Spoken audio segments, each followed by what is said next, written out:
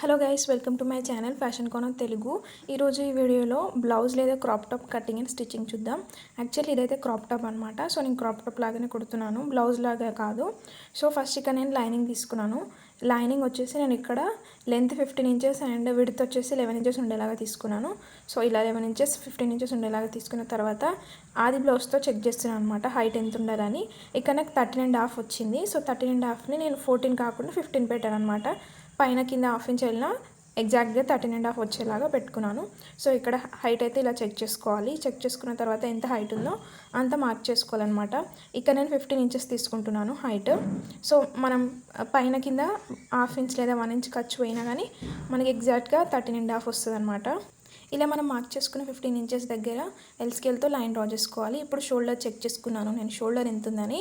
Shoulder ఇక్కడ నాకు 6 inches ఉంది. సో 6 ఇంచెస్ దగ్గర మార్క్ చేసుకొని, అలాగే షోల్డర్ ఎంతైతే పెట్టుకుంటామో ఆమ్ హోల్ కూడా అంతే పెట్టుకోవాలి. సో ఆమ్ హోల్ కూడా నేను 6 ఇంచెస్ పెట్టుకున్నాను. ఇప్పుడు మళ్ళీ ఎల్ స్కేల్ యూజ్ చేస్తూ ఎల్ షేప్లో లైన్ డ్రా చేసుకొని మన ఆమ్ యొక్క మెజర్మెంట్స్ అన్ని డ్రా చేసుకుంటే మనకు ఆమ్ హోల్ అనేది రెడీ అవుతుంది. ఇలా ఎల్ స్కేల్ యూజ్ చేస్తూ ఎల్ షేప్లో ఫస్ట్ అయితే లైన్ డ్రా చేసుకోవాలి. తర్వాత ఇక్కడ ఆమ్ హోల్ పర్ఫెక్ట్గా రావడం కోసం నేను 1 ఇంచ్ అనేది ఇలా పైనకి మార్క్ చేసుకుంటున్నాను మిడిల్లో. తర్వాత హాఫ్ ఇంచ్ కూడా మార్క్ చేసుకుంటున్నాను. హాఫ్ ఇంచ్ వచ్చేసి ఫ్రంట్కి వస్తుంది అండ్ 1 ఇంచ్ వచ్చేసి బ్యాక్కి వస్తుంది.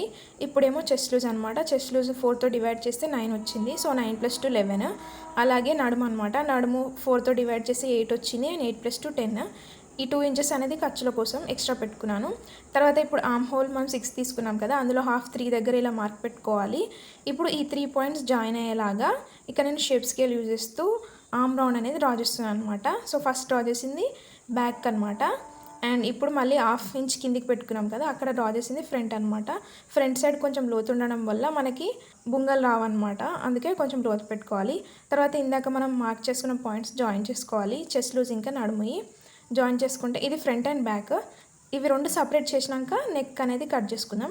సో ఫస్ట్ అయితే నేను కట్ చేసి బ్యాక్ పార్ట్ తీసిన తర్వాత ఇలా ఫ్రంట్ పార్ట్లో ఆమ్ హోల్ అనేది కట్ చేసుకున్నాను. మళ్ళీ కట్ చేసుకున్న తర్వాత ఇప్పుడు ఫ్రంట్ నెక్ డిజైన్ అనమాట. ఇక్కడ front neck design simple we పెడదాం అనుకుంటున్నాను. సో అందుకే విడ్త్ వచ్చేసి నేను 3 ఇంచెస్ తీసుకున్నాను. అండ్ డీప్ అనమాట. డీప్ ఇక్కడ నేను 5 ఇంచెస్ తీసుకుంటున్నాను. 5 ఇంచెస్ వల్ల పైకి ఉండదు కిందికి ఉండదు. 5 ఇంచెస్ పెట్టడం వల్ల పర్ఫెక్ట్గా ఉంటుంది, అందుకే 5 ఇంచెస్ పెట్టుకున్నాను. తర్వాత ఇప్పుడు మళ్ళీ ఎల్ స్కేల్ యూజ్ చేస్తూ ఇక్కడ ఎల్ షేప్లో బాక్స్ లాగా డ్రా చేశాను అనమాట.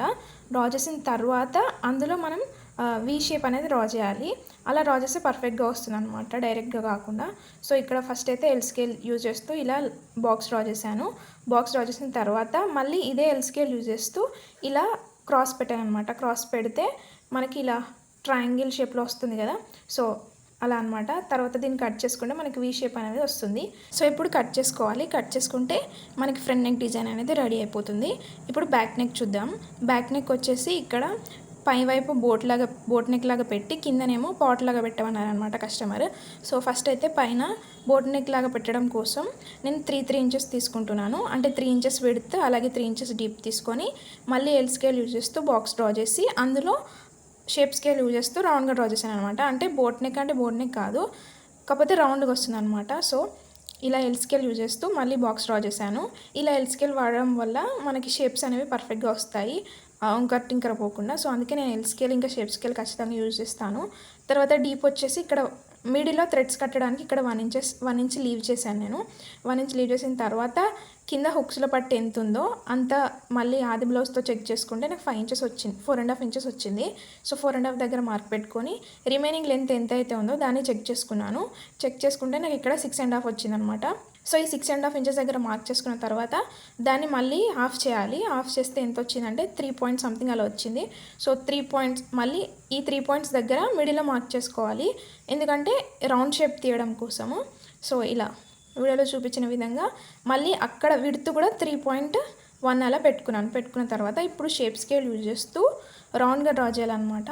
సో మరి 3 పాయింట్ అయితే ఎక్కువ ఉంటుందని మళ్ళీ 3 దగ్గర మార్క్ చేసుకున్నాను. ఇక్కడ ఎలా అంటే 6.5 లెంత్ కదా, సో 6.5లో హాఫ్ చేస్తే 3.2 వచ్చింది. మధ్యలో 3.2 దగ్గర మళ్ళీ 3.2 పెట్టుకొని ఇలా షేప్ స్కేల్ యూజ్ చేస్తూ రౌండ్ షేప్ డ్రా చేశాను అనమాట. అంటే మధ్యలో లెంత్ 3.2 ఉండాలి, అలాగే మన విడ్త్ కూడా 3.2 ఉండేలాగా మార్క్ చేసుకున్నాను మిడిల్ పాయింట్. ఆ పాయింట్ నుంచి కింది వైపు కొంచెం రౌండ్గా అండ్ పై వైపు కొంచెం షార్ప్గా డ్రా చేసుకున్నాను షేప్ స్కేల్ యూజ్ చేస్తూ. ఇలా డ్రా చేయడం వల్ల మనకి పర్ఫెక్ట్గా వస్తుంది రౌండ్ షేప్ అనేది. తర్వాత 2 కట్ చేసుకోవాలి. కట్ చేసుకున్న తర్వాత 2 లెఫ్ట్ అండ్ రైట్ సపరేట్ చేసుకుంటే మనకి బ్యాక్ అనేది రెడీ అయిపోతుంది, అంటే బ్యాక్ నెక్ అనేది రెడీ అయిపోతుంది. ఇది ఫ్రంట్ అండ్ అది బ్యాక్ అనమాట. ఇప్పుడు హ్యాండ్స్ కటింగ్ చూద్దాం. సో హ్యాండ్స్ ఇక్కడ నేను పఫ్ హ్యాండ్స్ పెడదాం అనుకుంటున్నాను. సో అందుకే పఫ్ హ్యాండ్స్కి లెంత్ వచ్చేసి 15 ఇంచెస్ ఉండాలి. అంటే హ్యాండ్ లెంత్ 10, ఇంకా పఫ్ కోసం 5 ఇంచెస్ ఎక్స్ట్రా. సో టోటల్ 15 అనమాట. ఇక్కడ 15 దగ్గర ఇలా మార్క్ చేసుకొని ఎల్ స్కేల్ చేస్తూ లైన్ డ్రా చేశాను. తర్వాత పైన ఉన్న పఫ్కి ఏదైతే ఉందో ఫస్ట్ అదైతే మార్క్ చేసుకొని సపరేట్ చేసుకుంటున్నాను. ఇప్పుడు హ్యాండ్ కటింగ్ అనమాట. హ్యాండ్ కోసం నార్మల్గా ఎలా అయితే మనం 3 ఇంచెస్ డీప్ తీసుకొని షేప్ డ్రా చేస్తామో అలానే డ్రా చేయాలి. 3 ఇంచెస్ మార్క్ చేసుకున్న తర్వాత ఇలా ఒక లైన్ డ్రా చేశాను. ఇప్పుడు ఆమ్ హోల్ యొక్క విడ్త్ అనమాట. ఆమ్ హోల్ యొక్క విడ్త్ ఇక్కడ నేను 8 ఇంచెస్ మార్క్ చేసుకుంటున్నాను. 8 + 2 10 అనమాట. సో సైడ్కి అక్కడ జాయింట్స్ పడుతుంది. సో తర్వాత నేను జాయిన్ వేసుకుంటాను. ఇప్పుడు ఇక్కడ హైట్ అనేది నేను ఇలా మార్క్ చేసుకున్నాను.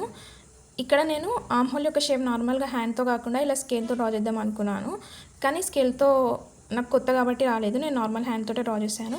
సో ఇలా టూ డ్రా చేయాలన్నమాట, ఫ్రంట్ అండ్ బ్యాక్.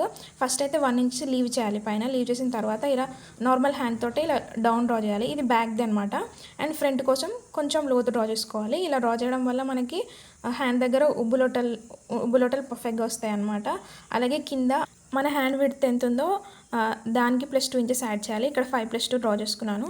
నెక్స్ట్ ఇప్పుడు పఫ్ అనమాట. పఫ్ కోసం ఇక్కడ నేను కంప్లీట్ విడ్త్ చెక్ చేసుకుంటే నాకు 8 ఇంచెస్ ఉంది కదా. సో 8లో హాఫ్ 4 దగ్గర ఇలా ఒక మార్క్ పెట్టుకొని పైనుంచి కింది వరకు ఇలా నేను వీడియోలో చూపించిన విధంగా ఇలా స్లోగా డౌన్ చేసుకుంటూ రావాలన్నమాట. ఈ 4 ఇంచెస్ విడ్త్ ఇంకా 5 ఇంచెస్ హైట్ అనేది మనకు పఫ్ వస్తుంది అనమాట. చాలా పర్ఫెక్ట్గా వస్తుంది ఇలా స్టిచ్ చేయడం వల్ల. సో ఇలా జాయిన్ చేసుకుంటూ రావాలి. కింద ఇందాక మనం డ్రా చేసిన ఆమ్ హోల్ యొక్క షేప్కి డ్రా చేసుకుంటూ రావాలి.